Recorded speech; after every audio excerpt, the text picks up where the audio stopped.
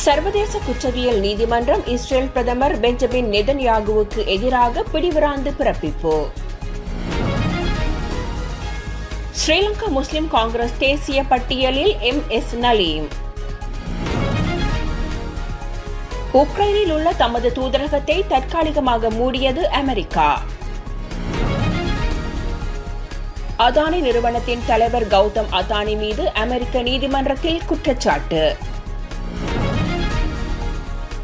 ஆடு ஜீவிதம் படத்தின் பின்னணி இசைக்காக இசைப்புயல் ஏ.ஆர். ரஹ்மானுக்கு விருது. காலியில் கைப்பற்றப்பட்ட 200 கிலோவுக்கும் அதிகமான போதைப் பொருள்.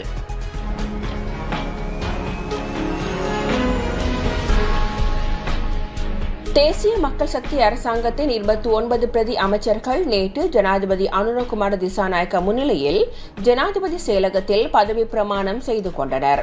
ஜனாதிபதியின் செயலாளர் கலாநிதி சனத் நந்திக்கு குமாரநாயக்காவும் இதற்போது கலந்து கொண்டார்.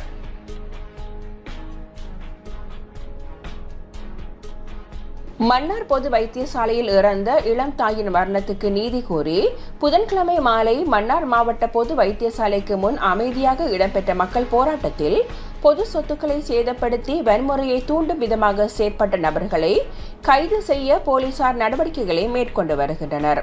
குறிப்பாக வைத்தியசாலைக்குள் நுழைந்து கண்ணாடிகளை சேதமாக்கியவர்கள், போலீசார் மீது கற்களை வீசியவர்கள், டயர்கள் உள்ளிட்ட பொருட்களை வீதிகளில் எரித்து மக்கள் போராட்டத்தை திசை திருப்பியவர்களை கைது செய்யும் நடவடிக்கைகள் முன்னெடுக்கப்பட்டு வருகின்றன. வைத்தியசாலையின் சிசிடிவி கேமராக்கள் மற்றும் போராட்டத்தின் போது எடுக்கப்பட்ட காணொலிகளை சேகரித்து அதனூடாக அமைதியான போராட்டத்தை திசை திருப்பி வன்முறையை தூண்டியவர்கள் அடையாளம் காணப்பட்டுள்ள நிலையில் அவர்களை கைது செய்ய நடவடிக்கைகள் முன்னெடுக்கப்பட்டு வருகின்றன.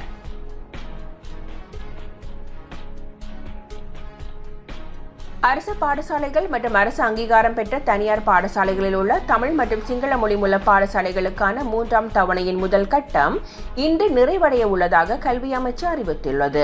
முஸ்லிம் பாடசாலைகளில் 3ஆம் தவணையின் முதல் கட்டம் எதிர்வரும் 13ஆம் திகதியுடன் நிறைவடையும் எனவும் அறிவிக்கப்பட்டுள்ளது. இந்த நிலையில் அனைத்து பாடசாலைகளினதும் 3ஆம் தவணையின் 2ஆம் கட்ட கல்வி செயற்பாடுகள் எதிர்வரும் ஜனவரி 2ஆம் திகதி மீண்டும் ஆரம்பமாகும் என்றும் கல்வி அமைச்சு அறிவித்துள்ளது.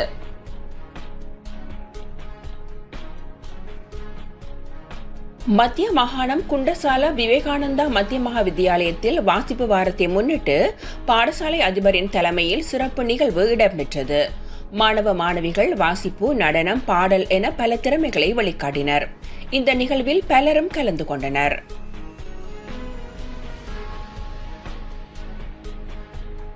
$500 கோடி ரூபாவுக்கும் அதிகளவான பெறுமதி கொண்ட 200 கிலோகிராம் ஹெரோயின் மற்றும் ஐஸ் போதைப் பொருளை மாத்தறை குற்றப்புலனாய்வு பிரிவினர் காலி மாபலகமை பிரதேசத்தில் வைத்து கைப்பற்றியுள்ளனர். அத்துடன் சந்தேகத்தின் பேரில் 10 பேரும் போலீசாரால் கைது செய்யப்பட்டுள்ளனர். கடந்த 18ஆம் தேதி மாத்தறை கந்தர நுண்ணவெல்ல பகுதிக்கு படகு மூலம் போதைப் பொருள் கொண்டு வரப்பட்டுள்ளதாக மாத்தறை குற்றப்புலனாய்வு பிரிவினருக்கு தகவல் கிடைத்தது. அதன்படி விசாரணைகளை முன்னெடுத்த போலீசார் மாப்பலகம பிரதேசத்தில் உள்ள வீடொன்றுக்கு வேன் ஒன்றில் போதைப் பொருள் கொண்டு வரப்பட்ட விடயத்தை அறிந்துள்ளனர். விசாரணையின் பின்னர் மாத்தறை, கல்கிச, ரத்மலான் ஆகிய பகுதிகளில் சந்தேகத்தின் பேரில் 10 பேரை போலீசார் கைது செய்ததுடன் அவர்களிடம் மேற்கொள்ளப்பட்ட விசாரணைகளின் மூலம் மாப்பலகமவில் உள்ள வீடொன்றில் இருந்த போதைப் பொருளை போலீசார் கண்டுபிடித்தனர். இதன்போது 200 கிலோவுக்கும் அதிகமான ஐஸ் போதைப் பொருள் மற்றும் 70 கிலோகிராம் ஹெரோயின் போதைப் பொருள் என்பன கைப்பற்றப்பட்டுள்ளன.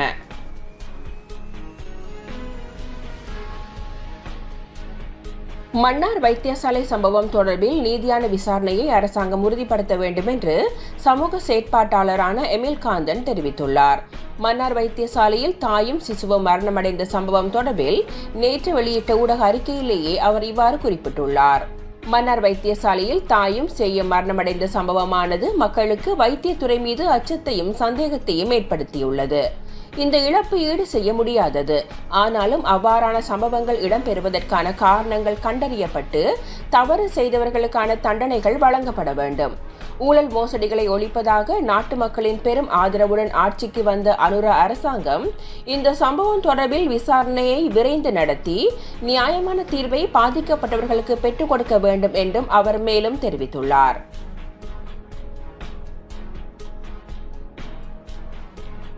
ஸ்ரீலங்கா முஸ்லிம் காங்கிரஸ் தேசிய பட்டியல் பாராளுமன்ற உறுப்பினராக எம்.எஸ். நலீம் தெரிவு செய்யப்பட்டுள்ளார். ஸ்ரீலங்கா முஸ்லிம் காங்கிரசின் செயலாளர் நாயகம் ஜனாதிபதி சட்டத்தரணி நிசாம் காரியப்பர் இது தொடர்பான கடிதத்தை தேர்தல்கள் ஆணைக்குழுவுக்கு அனுப்பி வைத்துள்ளார்.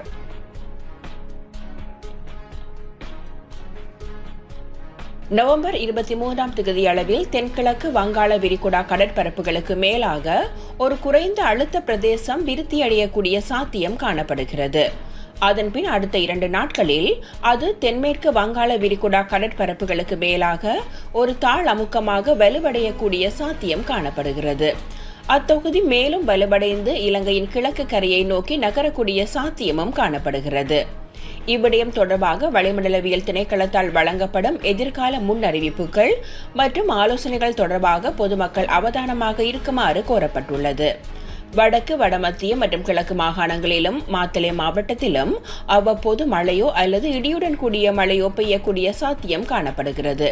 நாட்டின் ஏனைய பிரதேசங்களில் பல இடங்களில் மாலையில் அல்லது இரவில் மழையோ அல்லது இடியுடன் கூடிய மழையோ பெய்யக்கூடிய சாத்தியம் காணப்படுகிறது. மேல் சப்ரகமுவா மற்றும் தென் மாகாணங்களில் சில இடங்களில் 100 மில்லிமீட்டருக்கும் அதிகமான பலத்த மழை வீழ்ச்சி எதிர்பார்க்கப்படுகிறது. வடக்கு, வடமத்திய மற்றும் வடமேல் மாகாணங்களிலும் மாத்தளை மாவட்டத்திலும் அவ்வப்போது மணித்தியாலத்துக்கு 30 முதல் 40 கிலோமீட்டர் வரையான வேகத்தில் ஓரளவு பலத்த காற்று வீசக்கூடும் என வளிமண்டலவியல் திணைக்களம் தெரிவித்துள்ளது. மேல் சப்ரகமுவா, மத்திய ஊவா மற்றும் தென் மாகாணங்களில் சில இடங்களில் காலை வேளையில் பனிமூட்டமான நிலை காணப்படும் என எதிர்பார்க்கப்படுகிறது. இடியுடன் கூடிய மழை பெய்யும் வேளைகளில் அப்பிரதேசங்களில் தற்காலிகமாக பலத்த காற்றும் வீசக்கூடும். மின்னல் தாக்கங்களால் ஏற்படக்கூடிய பாதிப்புகளை குறைத்துக் கொள்ள தேவையான முன்னெச்சரிக்கை நடவடிக்கைகளை மேற்கொள்ளுமாறு வளிமண்டலவியல் திணைக்களம் பொதுமக்களை அறிவுறுத்தியுள்ளது.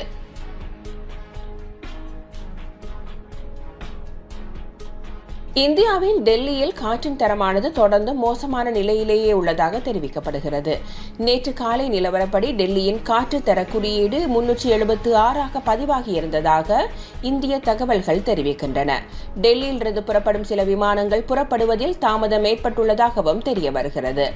அத்துடன் சுவாச கோளாறு உள்ளவர்கள், நோயாளர்கள் மற்றும் சிறுவர்களை காற்றின் தரம் குறித்து அவதானத்தோடு செயற்படுமாறு அந்நாட்டு அதிகாரிகள் அறிவுறுத்தியுள்ளனர்.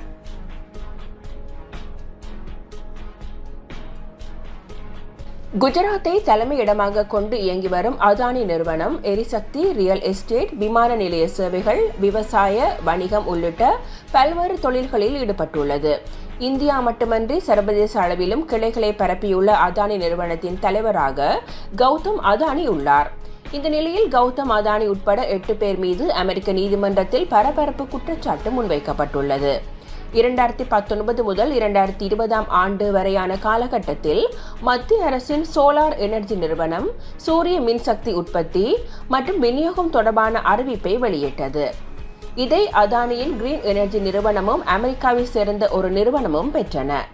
இந்த நிலையில் 265 மில்லியன் அமெரிக்க டாலர், அதாவது சுமார் 2200 கோடி ரூபாவை இந்திய அதிகாரிகளுக்கு லஞ்சமாக தருவதற்கு அதானி குழுமம் முன்வந்ததாக தெரிய வருகிறது. இந்த வழக்கில் Gautam Adani, Sagar S Adani, Vinit S Jain, Ranjit Gupta, Cyril Cabanes, Saurabh Agarwal, Deepak Malhotra, Rupesh Agarwal ஆகியோர் மீது குற்றம் சாட்டப்பட்டுள்ளது.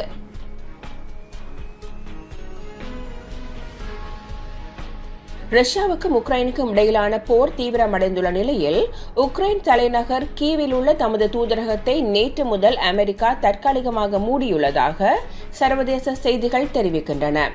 ரஷ்ய படைகள் அமெரிக்க தூதரகத்தை இலக்கு வைத்து வான்வழி தாக்குதல்களை நிகழ்த்தப் போவதாக தகவல் வெளியானதை அடுத்து முன்னெச்சரிக்கை நடவடிக்கையாக தூதரகத்தை மூடியதாக தகவல்கள் வெளியாகின. அவ்வாறு தாக்குதல்கள் நடத்தப்படுமாயின் மக்கள் பாதுகாப்பான இடங்களுக்கு சென்று தற்காத்துக் கொள்ள ஏதுவாக அபாய ஒலி எழுப்பப்படும். அவ்வாறு சைரன் சத்தம் கேட்டால் கீவ் நகரில் உள்ள அமெரிக்கர்கள் உடனடியாக பாதுகாப்பான இடங்களுக்கு சென்று தங்களை தற்காத்துக் கொள்ளுமாறும் அறிவுறுத்தப்பட்டுள்ளது.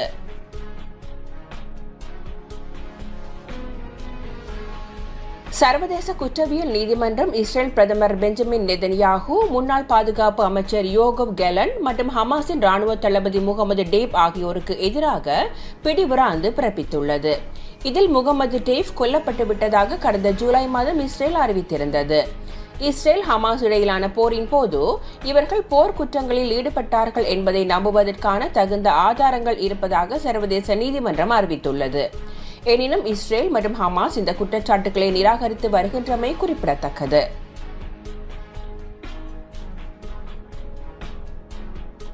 பிருத்திவிராஜ் நடிப்பில் வெளியான ஆடு ஜீவிதம் படத்தின் பின்னணி இசைக்காக இசைப்பியல் A.R. ரஹ்மானுக்கு Hollywood music in media awards விருது வழங்கி கௌரவிக்கப்பட்டுள்ளது. உண்மை சம்பவத்தை அடிப்படையாக கொண்டு பிளஸி இயக்கத்தில் மலையாளத்தில் வெளியான திரைப்படம் ஆடு ஜீவிதம். இந்த படத்தின் பின்னணி இசைக்காக ஹாலிவுட்டின் உயரிய விருதான HMMA விருது இசையமைப்பாளர் A.R. ரஹ்மானுக்கு வழங்கப்பட்டுள்ளது. இந்த நிகழ்ச்சி அமெரிக்காவின் லாஸ் ஏஞ்சல்ஸில் நடைபெற்றது. இதில் சுயாதீன திரைப்படத்துக்கான பிரிவில் போட்டியிட்ட ஆடு ஜீவிதம் திரைப்படத்துக்கு சிறந்த பின்னணி இசைக்கான விருது வழங்கப்பட்டுள்ளது. ஆஸ்கர் விருதுக்கான முன்னோட்டமாக இந்த விருது கருதப்படுகிறது. இதுபோன்று பல செய்திகளை தெரிந்து கொள்ள நமது வைப்ஸ் டிவி யூடியூப் தளத்தை சப்ஸ்கிரைப் செய்து அருகிலுள்ள பெல் பட்டனை கிளிக் செய்யுங்கள். மேலும் பல செய்திகளை அறிந்து கொள்ள www.vaibznews.com vibesnews.com என்ற இணையதளத்தை பார்வையிடுங்கள்.